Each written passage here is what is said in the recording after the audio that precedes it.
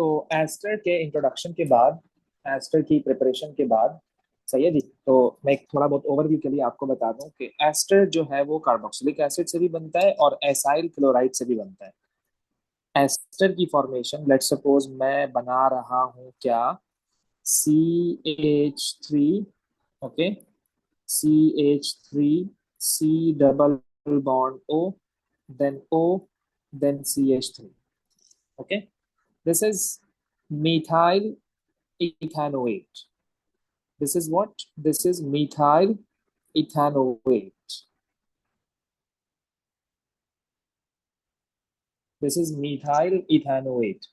So methyl ethanoate can be formed by this, that is methanol, okay, and your carboxylic acid, that is this,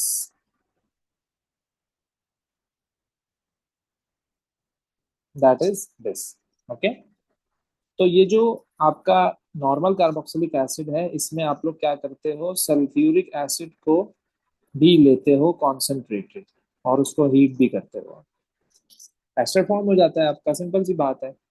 इसी तरह से अगर मैं carboxylic acid नहीं ले रहा बल्कि मैं, अच्छा यहाँ पे साइड प्रोडक्ट आपका वाटर भी बन रहा होता है, ओके, लेकिन मैं अब ले रहा हूँ एसाइल क्लोराइड। तो एसाइल क्लोराइड के साथ भी आप एस्टर को बना सकते हो कुछ इस तरह से।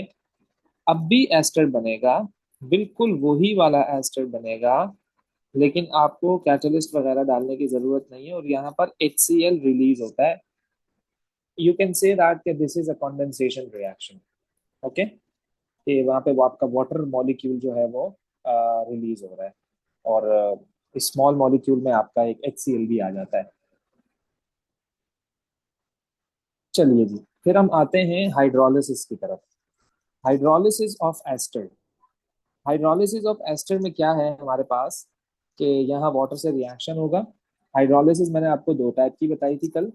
एक हाइड्रोलिसिस मैंने आपको बताई थी एसिडिक हाइड्रोलिसिस और एक बताई थी एल्कलाइन हाइड्रोलिसिस। तो आइए जरा उसको भी मैं समराइज कर दूं। एक था हमारे पास एसिडिक हाइड्रोलिसिस, इसके 5 पेपर करने हैं हमें लाजमी, काफी सारा हमने ऑर्गेनिक कर लिया है। Acidic hydrolysis and then basic hydrolysis, acidic and basic hydrolysis।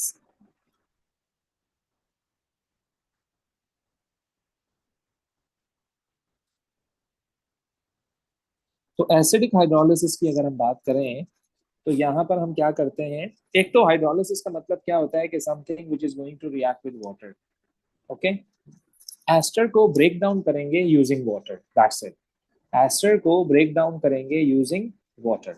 तो जब आप एस्टर को ब्रेक डाउन करते हो in the presence of acid तो वो कुछ इस तरह से हो रहा होता है, CH3, C double bond O, then O, then CH3। फिर आपने उसको क्या किया, in the presence of water, in the presence of water, okay, और एसिड आपने यूज कर लिया। यहाँ पे आपने क्या यूज कर लिया, एसिड। तो ब्रेक डाउन हो जाएगा। मैंने आपको ब्रेक डाउन का पैटर्न बताया था कि वो यहाँ से ब्रेक डाउन होगा, मैंने आपको पैटर्न कल बताया था कि वो यहाँ से ब्रेक डाउन हो जाएगा।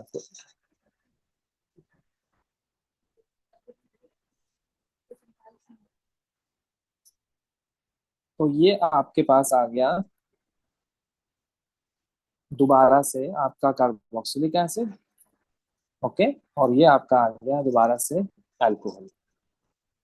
लेकिन जब आप बेसिक हाइड्रोलिसिस करते हो, मैं एक ही जगह बना देता हूँ ताकि आप डिफरेंशिएट कर सको कि दोनों में डिफरेंस क्या है भाई। तो अब भी मैं वाटर से करवा रहा हूँ, लेकिन अब मेरे पास क्या है, बेस है, OH नेगेटिव आयन है। देखो पैटर्न वही है टूटने का, अब भी यहीं से टूटेगा, लेकिन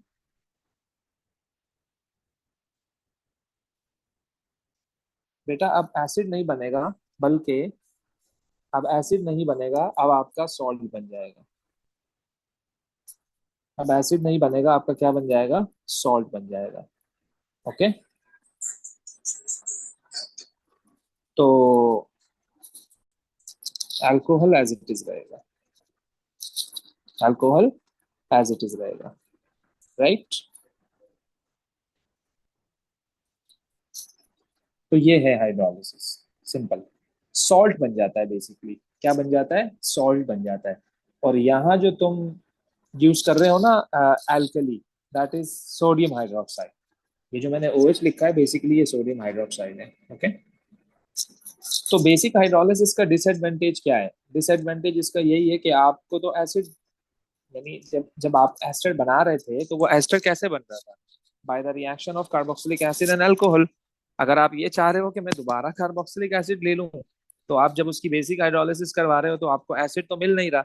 बात मेरी समझ रहे हो, एसिड कहाँ मिल रहा है आपको, आपको तो सॉल्ट मिल रहा है, सॉल्ट ऑफ कार्बोक्सिलिक एसिड आपको मिल रहा है। अच्छा, वो सॉल्ट इसलिए मिल रहा है आपको बेटा कि बनता एसिड है, लेकिन जब वो बन जाता है तो चूंकि प्रेजेंस ऑफ एल्कली है, दैट इज सोडियम हाइड्रोक्साइड, तो वो न्यूट्रलाइजेशन रिएक्शन होके आपको क्या बना के दे देता है, दोबारा से सॉल्ट बना के दे देता है। ओके, सेट हो गया। चलें जी, फिर हम क्या कर रहे होते हैं इसकी एक एप्लीकेशन है, वो एप्लीकेशन में आपके साथ जरा शेयर करता चलूं। एप्लीकेशन इसकी ये है कि आप सैपोनिफिकेशन भी कर सकते हो उससे। आप क्या कर सकते हो, सैपोनिफिकेशन। अब वो क्या होता है वो मैं आपको बता देता हूँ। सैपोनिफिकेशन, सैपोनिफिकेशन ये एप्लीकेशन है किसकी, एल्कलाइन हाइड्रोलिसिस की, ओके। एल्कलाइन हाइड्रोलिसिस इसमें हो रही होती है, अब आपको बता देते हैं। Alkaline hydrolysis of an ester,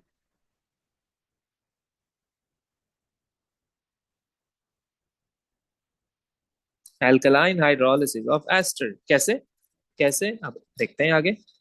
तो इसमें हम क्या करते हैं कि हम इसमें लेते हैं ट्राइग्लाइसराइड, ओके। ट्राइग्लाइसराइड है क्या, बेसिकली ये एस्टर होता है, ओके। एस्टर होता है ये लॉन्ग चेन कार्बोक्सिलिक एसिड का एंड ट्राइऑल का। अभी बता देता हूँ, मैं लिख के दिखा देता हूँ आपको।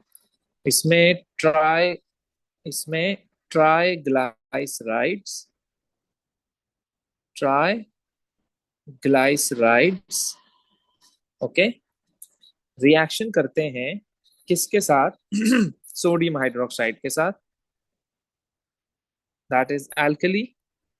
और आपके पास बनता है ग्लाइसरॉल, क्या बनता है, ग्लाइसरॉल, ओके। और आपके पास क्या बनता है, सॉल्ट। अब सॉल्ट में आपको बता देता हूँ कि क्या कौन सा सॉल्ट बनता है आपके पास। सो ट्राइग्लाइसराइड्स का फॉर्मूला क्या है, ओके। ट्राइग्लाइसराइड्स का फॉर्मूला क्या है, तो वो कुछ ऐसा है, देखिएगा जरा। CH2O, then C double bond O, then C17H35। ये long chain of carboxylic acid है, काफी ज्यादा कार्बन नजर आएंगे आपको इसमें। अब नजर आ रहा होगा आपको कि ये एस्टर क्यों कह रहा था मैं इसको, एस्टर का फंक्शनल ग्रुप लगा हुआ है ना इधर, ये रहा। बात समझ रहे हो आप, तभी मैं इसको एस्टर कह रहा था।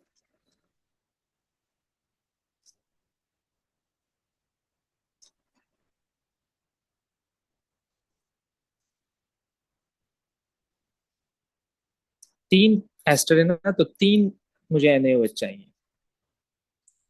अब ये कहाँ से ब्रेक डाउन होगा, जरा गौर से देखिएगा जरा। ये ब्रेक डाउन होगा बेटा यहाँ से, सेट हो गया। तो होगा क्या, आइए जरा, ऐसा, ओके, ऐसा, ऐसा। और वो जो पूरा पोर्शन है कौन सा, ये वाला,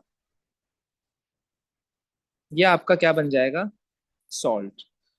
क्योंकि इस पूरी पोर्शन में क्या लगने वाला है बेटा, C double bond O, C17H35 और ONA। कितने हैं, 3 है, तो ये बन गया 3। तो ये हो गया आपके पास सैपोनिफिकेशन, ओके। ये आपका क्या बन गया, सोप बन गया। ये आपका क्या बन गया, सोप बन गया। सही है जी।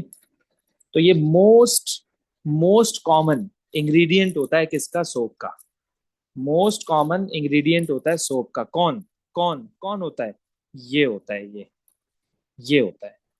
क्या है ये? मोस्ट कॉमन इंग्रेडिएंट होता है ये सोप का। सेट है। ओके हो गया जी। तो ये आपके पास एप्लीकेशन थी किसकी जी? एल्कलाइन हाइड्रोलिसिस की। ओके। हाँ चलें जी, अब मुझे आप बताइएगा जरा कि अगर मैं हाइड्रोलिसिस करवाता हूँ बेटा, अगर मैं हाइड्रोलिसिस करवाता हूँ प्रोपाइल प्रोपाइल ब्यूटानोएट की, दो हाइड्रोलिसिस में करवाना चाहता हूँ इसकी। एक में करवाना चाहता हूँ एसिडिक मीडियम में, और एक में करवाना चाहता हूँ बेसिक मीडियम में।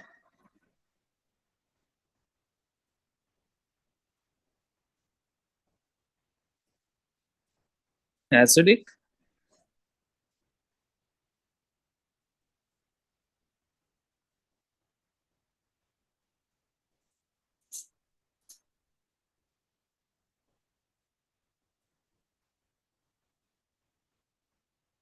चलें जी, बताइएगा जरा।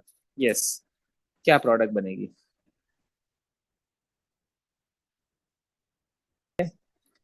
सबसे पहले तो सबसे पहले तो आपने लिखा प्रोपाइल ब्यूटानोएट का फॉर्मूला।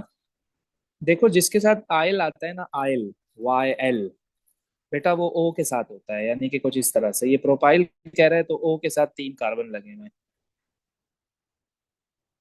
और ब्यूटाइल का मतलब ये कार्बन इंक्लूडेड होता है, 3 कार्बन मुझे और चाहिए क्योंकि ब्यूट का मतलब 4 होता है।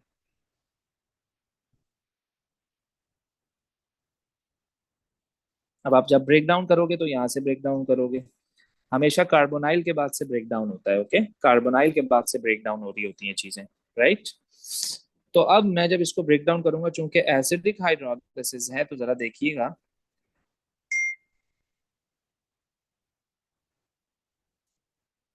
कार्बोक्सिलिक एसिड बनेगा और इसका अल्कोहल बन जाएगा।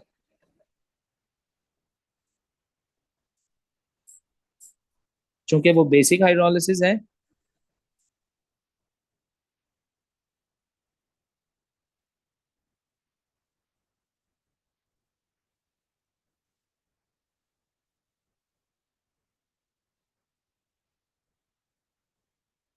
तो ये बन गया आपके पास। ओके हो गया जी। सॉल्ट ऑफ आपके पास कार्बोक्सिलिक एसिड बन गया।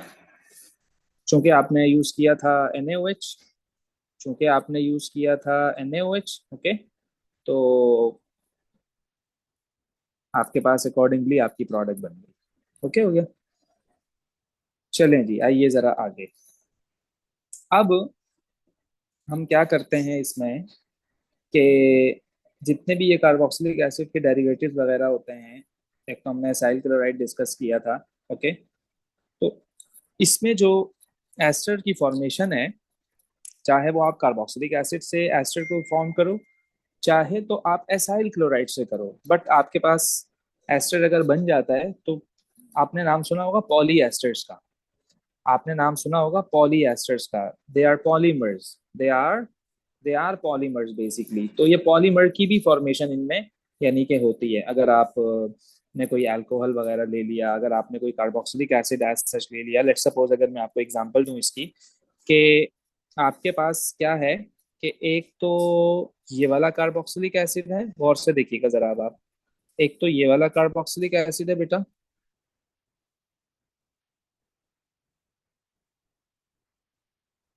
ओके, OH लगा हुआ है। और एक आपके पास ये वाला अल्कोहल है।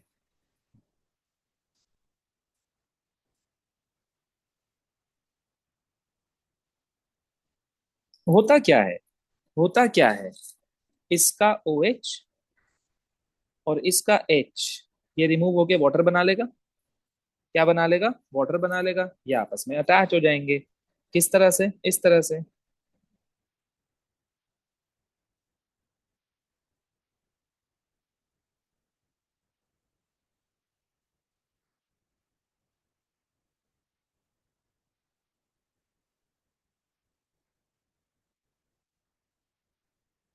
ये क्या हुआ, वाटर मॉलिक्यूल आपका रिमूव हो गया। सही है। अब आप इसको, चूंकि बहुत सारे आपके पास मोनोमर्स होंगे, मैंने तो एक ही शो किया है, अगर आप इसका कॉन्टिन्यूअस चेन बनाना चाहते हो तो वो भी बना सकते हो। मतलब आपने क्या देखा कि कार्बोक्सिलिक एसिड अपना क्या दे रहा है, OH दे रहा है, तो ये रिमूव हो जाएगा। और अल्कोहल क्या दे रहा था, अपना एच दे रहा था। जब आप इसकी कॉन्टिन्यूअस चेन बनाओगे तो it would help you a lot. कैसे, देखिएगा जरा।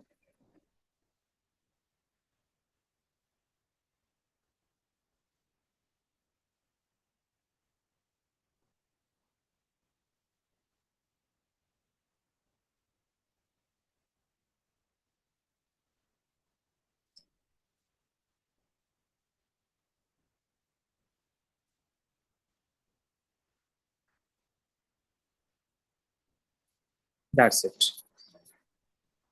तो ये जो मैंने लाइंस यहाँ पर लगाई हैं, इसका मतलब ये कॉन्टिन्यूअस चेन है। मल्टीपल मोनोमर्स से ये कंबाइन हुआ हुआ है पॉलीमर, मल्टीपल मोनोमर्स का बेसिकली ये प्रोडक्ट है। तो इतने ज्यादा लिखने से बेहतर ये है कि बंदा कॉन्टिन्यूअस कॉन्टिन्यूटी शो कर दे कि यार ये लाइन शो कर रही है कि हमारे पास और भी चीजें हैं। बस ये बहुत है। ओके। मैं आपको एक मॉलिक्यूल देता हूँ, जरा मुझे उसका रिपीट यूनिट बताइएगा, इसका।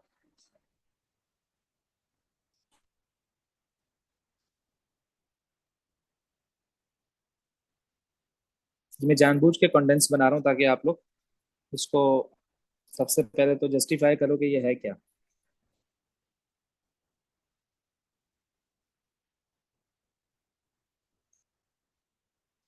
मुझे क्या चाहिए, रिपीट यूनिट चाहिए।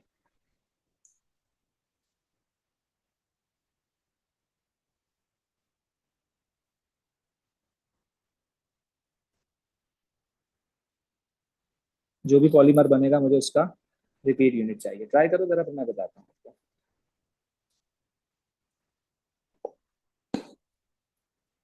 देखिएगा जरा।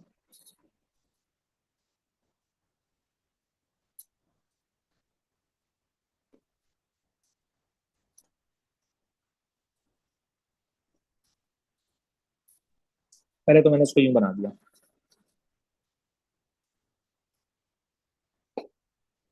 ओके। और फिर हम्म,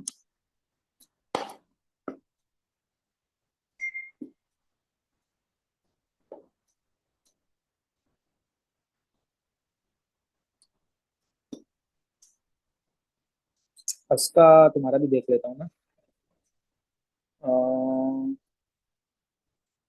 वेट।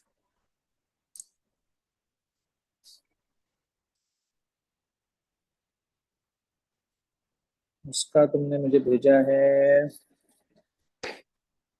अच्छा, इसको मैंने क्या किया।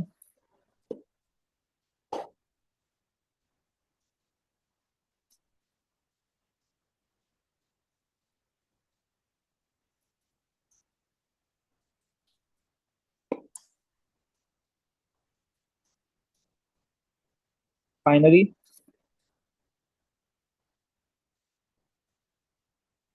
ये कॉन्टिन्यूस लाइन है।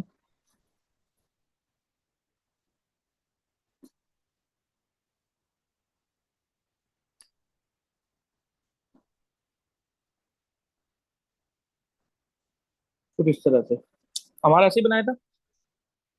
जी सर। हम्म, एक्चुअली नहीं, आपने लेफ्ट साइड पे ओ नहीं बनाया ना एक। क्या वेट चीज। लेट। ओके ओके, हाँ मैंने एक गलती की हुई। हम्म।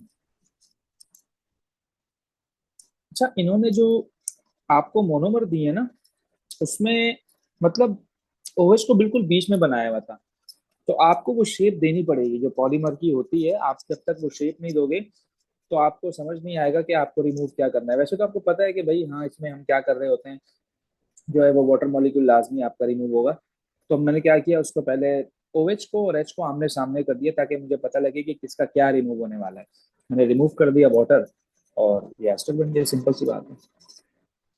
तो ये आपका जी कार्बोक्सिलिक एसिड और एस्टर वगैरह भी क्या हुआ, खत्म हुआ।